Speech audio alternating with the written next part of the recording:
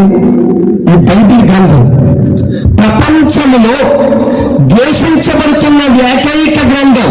మీరు కరెక్ట్గానే ఉన్నారు. ద్వేషించబడుతున్న ఏకైక గ్రంథం ఏది తెలుసా? బైబిల్ గ్రంథం. ఎందుకు ద్వేషిస్తున్నారు బైబిల్ గ్రంథాన్ని? ఈ బైబిల్ గ్రంథం ఏం చెప్తుంది? నాయనా నీతిగా బతకండ్రా అంటుంది. అవినీతిగా బతికే వాడికి బైబిల్ గ్రంథం ఎలా కనిపిస్తుంది? ద్వేషంగానే కనిపిస్తుంది. లంచగొండులకి ఏం చెప్తుందంటే లంచాలు తీసుకోవడం వల్ల దేశము పాడవుతుంది, దేశం అంటే మట్టి కాదు, దేశం అంటే మనుషులు, కాబట్టి ఈ లంచాల వల్ల దేశంలో ఉన్న ప్రజలందరూ కూడా నశిస్తున్నారు, కాబట్టి లంచం తీసుకోవద్దని చెప్తుంది బైబిల్ గ్రంథం. లంచగొండు ఏం చేస్తాడంటే ద్వేషిస్తూ ఉంటాడు. వ్యభిచారం చేసేవారు చెప్తుంది వీళ్ళు వ్యభిచారం చేయకూడదు, కానీ లోకంలో వ్యభిచారం ఏం చేస్తూ ఉంటారంటే బైబిల్ గ్రంథం ద్వేషిస్తూ ఉంటారు.